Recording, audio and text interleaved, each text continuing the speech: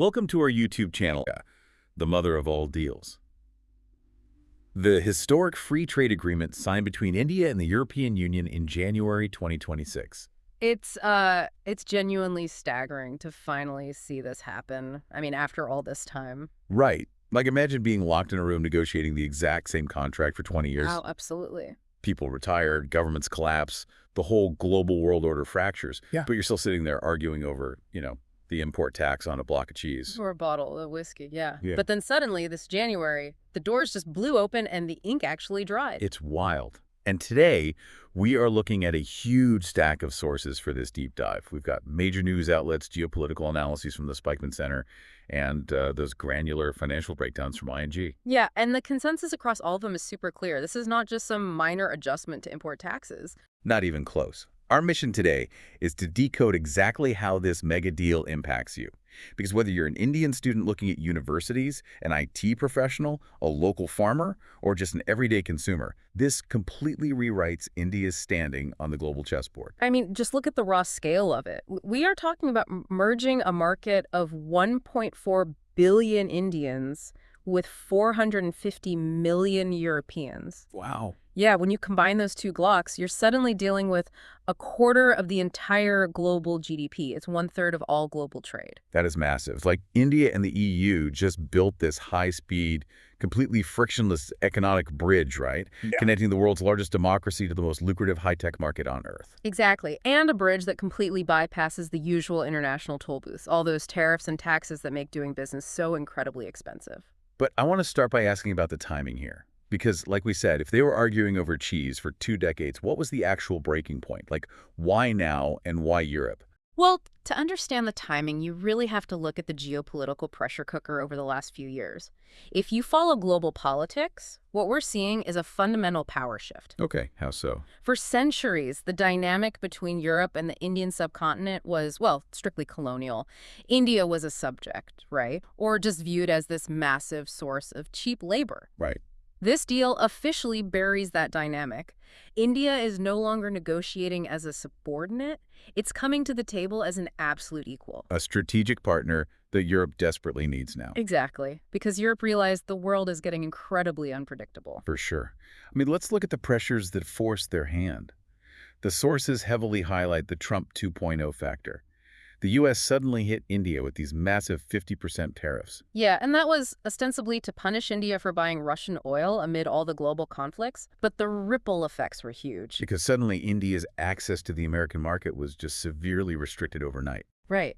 And at the exact same time, Washington was signaling this retreat from its traditional role as Europe's security umbrella.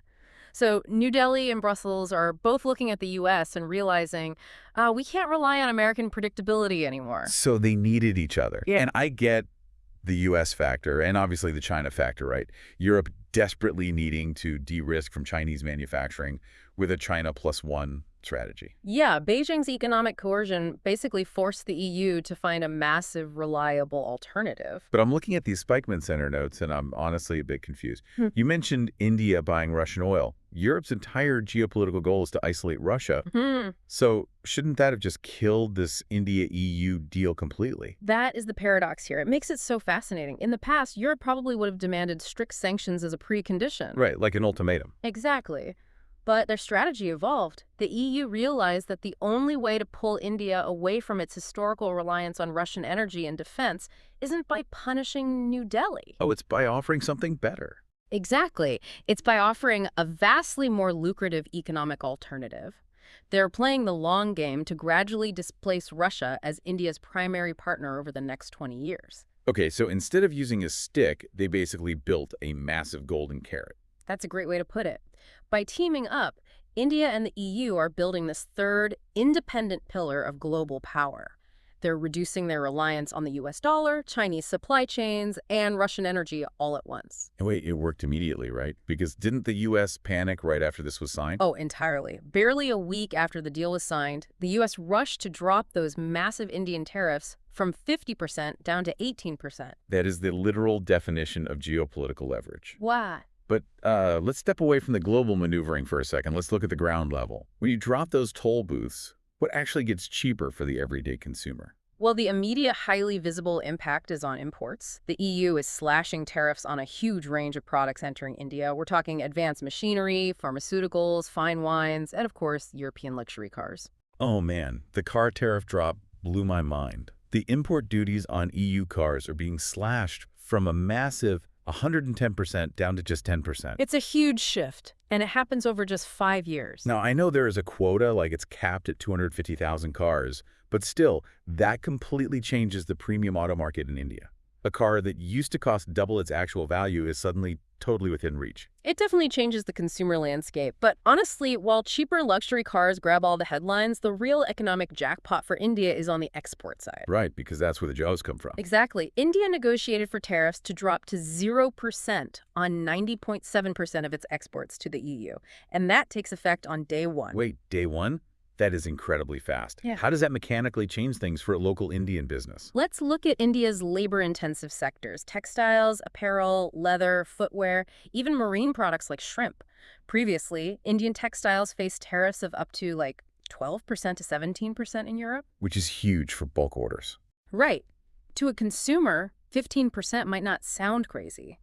But for a global clothing retailer buying millions of shirts, that 15% is their entire profit margin. Because competitors like Bangladesh and Vietnam already had zero duty access to Europe, right? Right. It's like trying to win a bidding war, but your competitor gets a 15% discount just for showing up. Exactly. Bangladesh had that discount. India didn't. India was losing out on massive global contracts simply because of that tariff difference. And now that disadvantage just vanishes instantly. Instantly. With those tariffs eliminated, the Indian textile sector alone could explode from its current $7 billion to somewhere between $30 and $40 billion. That is unbelievable growth. It levels the playing field, and that creates an immediate surge in demand that will generate millions of factory jobs across India. But it isn't just about shipping boxes of shoes or clothes across borders. Yeah. I mean, if you're an IT professional in Bengaluru or Pune, this deal physically changes your career trajectory. Oh, for sure. The agreement includes a dedicated mobility and migration pact. It opens up 144 distinct services subsectors. Let's break that down into plain English. What does opening a services subsector actually mean? It basically means breaking down the regulatory walls that prevent professionals from working internationally. Historically, if you were an architect or a specialized nurse or a software engineer in India, Getting your credentials recognized in France or Germany was a total bureaucratic nightmare. a total nightmare, yeah. But the EU has now agreed to streamline all of this. They're setting up assured legal visa pathways and mutual recognition of professional qualifications. So an engineering degree or an IT certification from India is now automatically mapped and recognized in Berlin. You don't have to jump through local licensing hoops. Correct. It allows Indian talent to seamlessly flow into the European market. And remember, Europe is facing a massive demographic crisis and a huge shortage of skilled tech workers right now. It's such a massive win for everyone involved. But here's where I want to play devil's advocate for a minute. Okay, go for it. If India is opening its doors so widely to European tech, cars, and investment, why did India completely, almost stubbornly, lock down its agricultural sector? The sources note that dairy, beef, sugar, rice, soft wheat, they were entirely excluded from this deal. Yeah, they were. So if we want a modern economy, isn't protecting our farmers just, old school protectionism that holds the country back? It's a really common critique, but you have to understand the fundamental structural difference between agriculture in Europe and agriculture in India. Okay, how so? In Europe, farming is largely a mechanized, corporate, and highly subsidized industry. You've got these massive dairy conglomerates in France and the Netherlands that can produce milk at incredibly low costs. Massive scale and technology. And in India. In India, agriculture is not just a commercial business. It's a vital means of basic subsistence for over 700 million people. Wow, 700 million. Yeah. Think about the Indian dairy sector. It's largely driven by cooperative models, like Amul, relying on millions of smallholder farmers. Many of them are women who might literally only own 2 or 3 cows. Right, so if you drop the tariffs to 0% and open the floodgates to cheap, mass-produced European dairy, it wouldn't just be an economic challenge. It would cause an absolute collapse of the rural Indian economy. You'd be wiping out the primary income source for hundreds of millions of families overnight. So protecting agriculture isn't just trade protectionism at all. It's a matter of national food security. And domestic political stability. By drawing this hard line, India proved it can negotiate on its own terms. It showed you can embrace high-tech globalization without letting it destroy the most vulnerable citizens at your foundation. I love that. You integrate the top of the economy while shielding the foundation. It makes perfect sense. And speaking of the top of the economy, the sources go deep into elements of this deal that have nothing to do with traditional trade. We're talking AI, advanced semiconductors, and this wild concept called blue valleys. Oh, the Comprehensive Strategic Agenda for 2030. This is where the agreement moves from just trading goods to actually co-developing the future. Right, like linking the European AI office Yeah, with the India AI Safety Institute. exactly. Europe has the massive research capital, but India has unparalleled multilingual data sets and the raw engineering talent to train the next generation of AI models. But the blue valleys concept is what really caught my eye. Can you explain how a blue valley actually functions mechanically on Indian soil? Yeah, a blue valley is basically a regulatory innovation. It's an exclave. An exclave. Right. Think of it as a specific manufacturing zone physically located inside India, maybe in Gujarat or Tamil Nadu, but it operates entirely aligned with European technical, environmental, and regulatory standards. Oh, so it's like a foreign embassy, but for manufacturing. Huh. Inside the fence, the regulatory language spoken is European. That's a perfect analogy. So if you're an Indian manufacturer making microchips or tech components inside a Blue Valley, your products are already pre-certified to EU standards the second they roll off the assembly line. So they just bypass the massive bottleneck of European customs checks entirely. They flow directly into the EU supply chain. Exactly. It effectively extends the European single market onto Indian soil. It cements India as the ultimate frictionless manufacturing hub for Western technology. And this isn't just abstract policy, right? It's physically connected by the IMS, Yes, the India, Middle East, Europe Economic Corridor. which is this vast shipping and rail network connecting India through the UAE and Saudi Arabia straight to Europe. Right, and this is why you see Indian companies acquiring strategic assets, like the Adani Group buying the Haifa port in Israel. It builds the physical road for these Blue Valley products to travel on. Directly rivaling China's Belt and Road Initiative. It's brilliant. The trade deal rewrites the legal rules, the Blue Valleys create the goods, and IMS is the physical conveyor belt. Exactly. But wait, I need to ask about the catch here. If India is getting 0% tariffs and building these VIP Blue Valleys, what is stopping Indian companies from just flooding Europe with cheap mass-produced steel that was made using highly polluting coal power? Europe has massive climate goals. Right. And they definitely did not leave that door wide open. You've just hit on the single biggest friction point of the entire agreement, which is CBAM, the Carbon Border Adjustment Mechanism. Let's break down how this actually works, because this sounds like a trap. Well, Europe is strictly regulating its own industries to cut carbon emissions. But they don't want their local companies being undercut by foreign imports that are cheaper just because they ignore environmental standards. Makes sense from their perspective. Right. So under CBAM, if an Indian company exports steel or aluminum or cement to Europe, the EU calculates the carbon emissions used to create that product. If it was made using highly polluting methods, the EU slaps an extra carbon tax on it right at the border. Wow, so CBAM is basically a geopolitical cover charge. The official club entrance is free now because the trade tariffs are gone, but if you show up wearing dirty carbon shoes, the bouncer makes you pay a massive premium right at the door. That is exactly how it functions, and as you can imagine, it is causing immense tension. Nah. The EU insists CBAM is purely an environmental necessity, but Indian businesses and the government view it as a discriminatory trade barrier. Because, I mean, a massive multinational conglomerate can easily afford to spend millions upgrading its factories to use green energy. But what happens to the MSMEs, the micro, small, and medium enterprises? That is the existential threat here. For an Indian MSME, the sheer cost of compliance is staggering.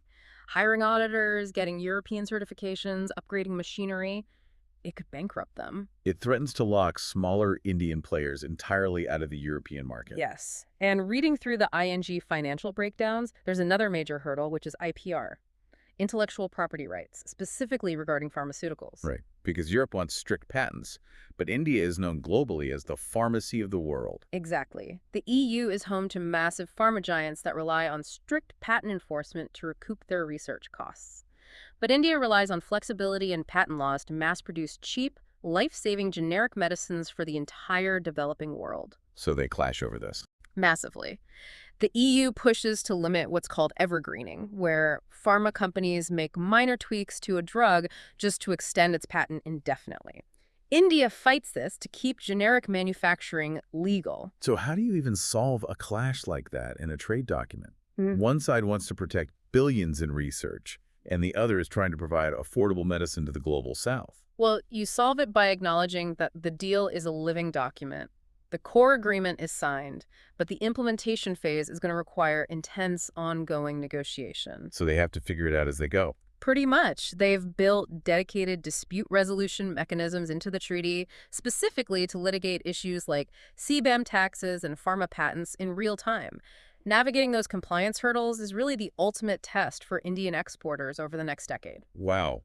We have covered a staggering amount of ground today. I mean, we started with 20 years of diplomatic gridlock and saw how a geopolitical pressure cooker finally forced New Delhi and Brussels to ally as equals. Yeah, Trump's tariffs, China's coercion, Russia's war, it all aligned perfectly. And we unpacked the massive economic jackpot, the 15% margin boost that will supercharge Indian textile jobs, the cheap luxury cars, and the 144 open service sectors for Indian IT professionals. Not to mention exploring the mechanics of Blue Valleys and seeing how India fiercely protected 700 million farmers from a flood of subsidized dairy. It's a really delicate, brilliant balancing act, integrating the highest tiers of technology and commerce while fiercely protecting the vulnerable agrarian foundation. It really is. It rewrites the rules. Yeah.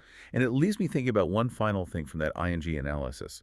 For decades, developing nations were told that to succeed, they had to adopt American standards, use the U.S. dollar, and basically sacrifice their local industries to the altar of free trade. Right. The traditional playbook. Exactly. And India just proved that as a myth. But if India is setting up these blue valleys to manufacture directly to European standards, bypassing the U.S. entirely, how long until the rest of the world, like Africa, the Middle East, Southeast Asia, stops adopting American standards and starts adopting this new India-EU hybrid standard? That is a fascinating point. It really changes the math for everyone.